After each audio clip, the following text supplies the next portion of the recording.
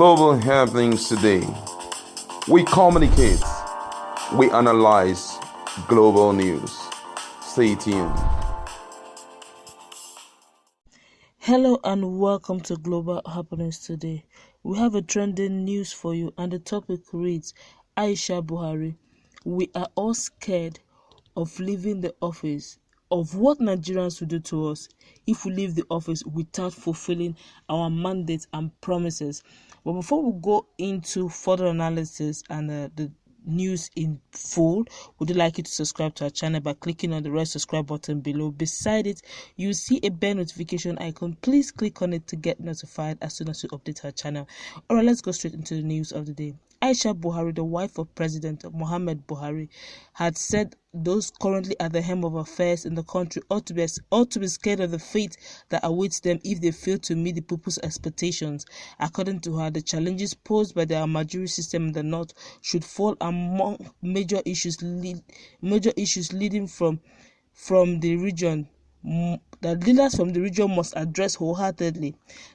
She spoke at the Joint National Conference of Nigerian Supreme Council for Islamic Affairs and Future Assured Initiative on Repositioning the Muslim Family for National Development, which took place in Abuja. According to the First Lady, there was no assurance that government could handle all challenges, but taking the Almajiri children off the street will be sacrosanct. Her words, I'm happy that the Oni of Ife remember the hope that they had seen in the eyes of our supporters. We are scared to leave this place without meeting up with some of the expectations. Though we are not going to meet up with all the expectations, at least we will do our best to see that we have done the best, that is taking the Almajiri off the street. Emir of Kano, Mohammed Sanusi, also maintained his position against the Almajiri system in the north, insisting that no law compelled any Muslim to enter into marriage, have children, only to abandon them to their faith. His observation came against the backdrop of the menace caused by the Almajiri system of education in the north, where children of school age go cap in hand begging for alms. For Sanusi, there was an urgent need for the enactment of laws by state government to tackle injustices in marriages, just as he recommended the arrest of parents that send out their children as Almajiri to beg for alms. Men should learn to take full responsibility for their marriages, especially in economic terms, by married only one worth and only when they can care for their wife and children, and who they can cater for, he stated. According to the former governor of Central Bank of Nigeria, any man that was too poor to take care of his family should go out and beg himself and not send his child. Sanusi's view was supported by Sultan of Sokoto, Mohammed Said Abubakar, who urged leaders in the north to show proactiveness in dealing with developmental issues affecting them. According to him, the region was not short of ideas to spur growth. Rather, what was lacking was political will to implement resolutions that arise from such conferences. His words, there should be implementation of resolution reached at this particular program. We have always said we are not short of recommendations or resolution at various conferences and fora, but what we lack is implementation. We hardly implement what we have agreed to do. Mr. President, as the Commander-in-Chief, as a retired general, and I know you are not tired, I think you should give marching orders to governors of the Federal Republic of Nigeria to implement decisions reached at this conference and all our conferences. If not, you have that big stick on any of the governor who refuse to do A, B, C, D on what you instruct them to do. I believe we must pass that stage of having these high-level meetings, come out with excellent recommendation on how to resolve the problems, and then go back home and sleep. We must start solving our problems, because nobody from any part of the world will come and solve the problem for us. No matter how big a governor is, he is not bigger than Nigeria. No matter how big an individual is, whether educated or powerful, he cannot be bigger than Nigeria. We should all know that Nigeria first. We must solve our problems ourselves, because we all know what the problems are. Issues of drug, high rate of divorces among our people are serious issues that concern all of us. Why do we have high divorce rates? Why do we have so many people not married? These are the issues on top of the agenda that must be looked into and addressed. To the First Lady, we want to see 1 year from now. When will you be marking a special year in the world? We want to see how far we implement some of these programs you came up with. Speaking, President Buhari said Christian and Muslim leaders should be more focused on issues that strengthen the family unit, which has a multiplier effect on building sustainable society, describing it as custodians of our values and our social ideals. Our administration, we have been conscious of the havoc poverty is wreaking on the family. We therefore believe that poverty alleviation is central to safeguarding the integrity of the families. Our administration introduced a number of economic empowerment and poverty alleviation schemes. Some of these directly impact on families, while others have indirect effect on families through their multiplier effect. The Senate President Ahmed Ibrahim Lawan said the universal basic education should be fully implemented to compel parents to send their children to school, assuring that the National Assembly will work with the executive to ensure compliance. Enough of us talking and talking. We should all join hands to walk the talk, he stated. According to him, the problem of Nigeria was not peculiar to a particular section of the country, but was a problem staring each and everyone in the face. In 2010, during the campaign, which I was privileged to be part of, we were welcomed by a mammoth crowd, but at the end of it, Mr. President asked for what we saw on their faces. We answered joy, happiness, hope, but he said no, that he saw on their faces expectation that immediate solution has come for them. Enough of us talking, deliberating on it. He said, we felt 2020 was long, but ladies and gentlemen, we are now in 2020. And it will soon be over. What have we achieved in the last 20 years? We have been talking about the same problem. We need to promulgate laws that will force fathers to be very responsible for their children. We can even link it to BVN. Today, everything is digitalized, and we have to link children to those irresponsible fathers, producing children that are becoming menace to the society. It's time to take responsibility for their actions. Okay, you have all heard what president's wife has said, but let's just quickly see what Nigerians are saying online concerning what she has said. One person here says, what was your expectation to implement Roga? Herdsmen Center, Islamatization, and Fulanize Nigeria to become the headquarters city of all their Majiris or conquered territories to take over Nigeria, claiming to be rightful owners.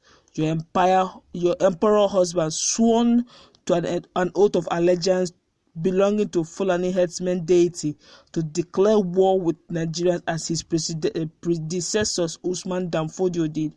Usman that conquered the entire northern part of Nigeria, whereby making the Hausas to become mere servants and beggars in their own land. He was defeated by death. Your husband's effort to shortchange the Middle Belt for the conquest tactics to continue has been resisted by all.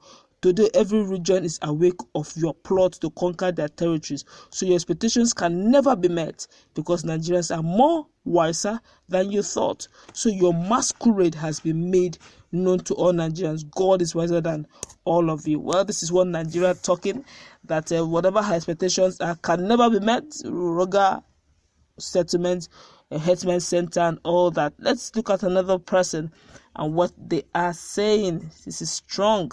Indeed, this one says, do not allow your tenure to end without opening access road to Douala Port in Cameroon for Mobi through bilateral negotiation. Okay, another person here is saying, the unwritten expectation of APC is to terrorize Nigerians, and God will not allow such to be fulfilled. If you want to argue or doubt the assertion above, consider this. The promises they made as their campaign was one naira will become $1 by the end of their 4 years tenure. By the end of their 4 years tenure, 2, fuel of 145 against 45 naira. 3, increase in corruption. 4, indebtedness. 5, destruction of the judiciary, EFCC, NAS, and others. 6, running the country as a personal business. 7, punishing innocent people and freeing criminals and killers. Whoa, those are strong words indeed. Nigerians are truly watching. They are not being deceived at all. Another one says that deception and cluelessness. Deceivers everywhere. Lip service policy and planners. You leaders are yet to embrace sincerity. How can the problems be solved? 1, you have a place complacent Islamic value system of 1 man to 4 wives. How can secular laws neutralize that? 2, for over 70 years ago, it's true and obvious that they do not have free education policy in place. So what went wrong?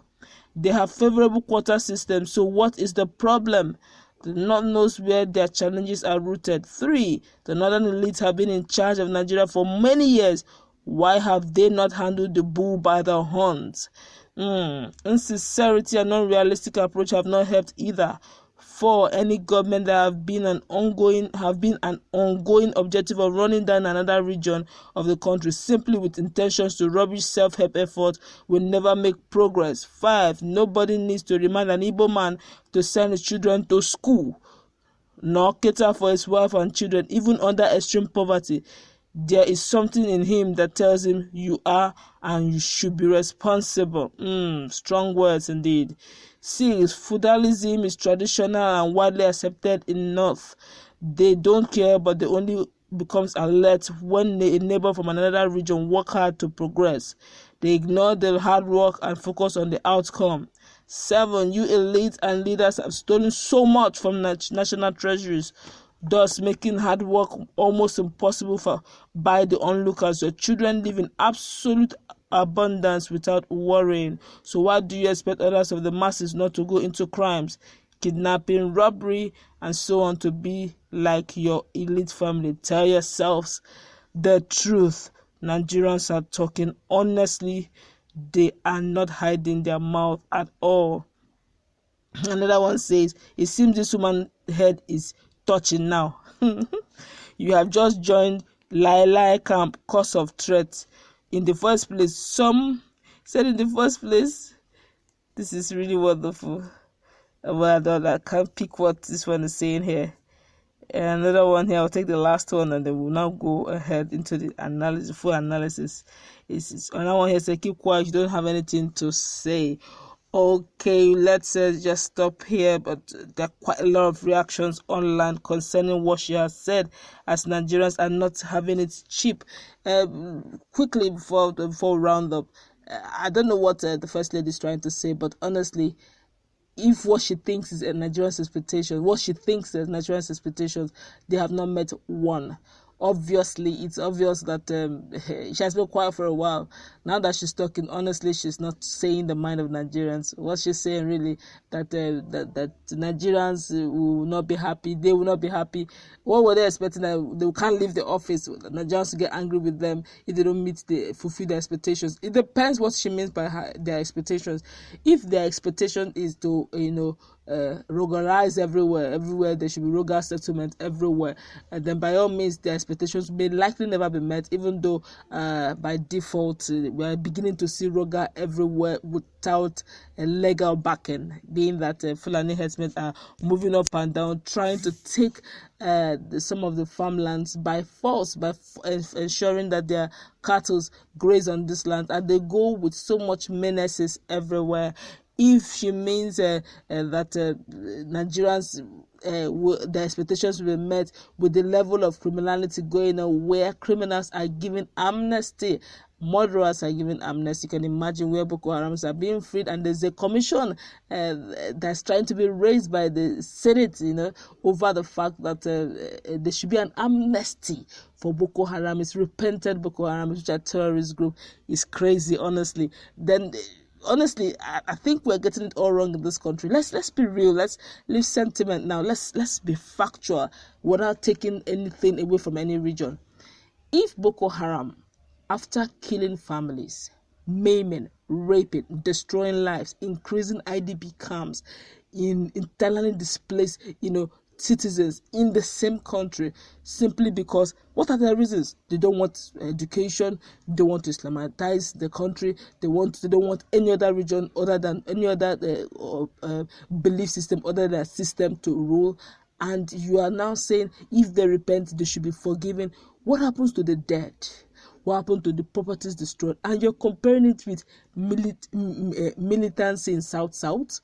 Those ones were screaming because their youth were ignored in a national issue. Their youth were ignored. They are the one producing oil. Their farmlands were getting oil spilled.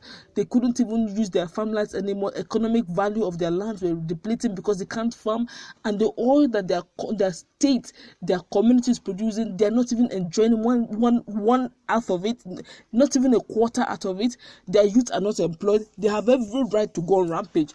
And that's enough to hear. That's enough to give them some sort of amnesty. They have never said they don't want Nigeria. Boko Haram is fighting the nation Nigeria, and you're saying you want to create an amnesty for them, and the repentant one should come in. Why are we imprisoning Yahoo boys?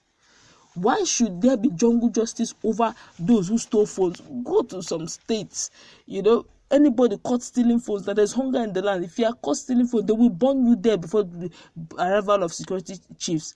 But yet, Boko Harams will go kill and come back, and they will tell them, well done, we'll give you amnesty. So what do you think will become? That means the next available way of making money now to become fully employed where there's no employment is to become a terrorist, kill as much as you can, then later on you get amnesty, you get paid, you get coverage for terrorizing the nation. How have we gotten to this level? And you said that Nigerians, honestly, sentiment aside, Mrs. Presidency, Mrs. Aisha Buhari, we need to go back and talk to your husband. You have actually failed Nigerians. On this ground, there's no insecurity everywhere. There seems to be, partial treatment of Nigerians. If this is what you call, you're looking at Amajiris. One person has said it all by saying that quota system has always been in favor of them. So whose fault is it if they decide not to make use of free educational policies that has always been in the north? To me, we have gotten it all wrong, and we need to go back to the basics and put it right. But that's my take on this. I feel that Mrs. Buhari, the presidency, that's Aisha Buhari, probably is not feeling the pulse of Nigerians, because if that's what she's calling expectations, I'm afraid she does not know what Nigerians are expecting, because what we are expecting is way beyond this, and she has definitely not met they've not definitely met 1/15 of it. How much more? But that's what we're going to wrap up. What do you think about her statement of the fact that Nigerians may likely not be happy with them today?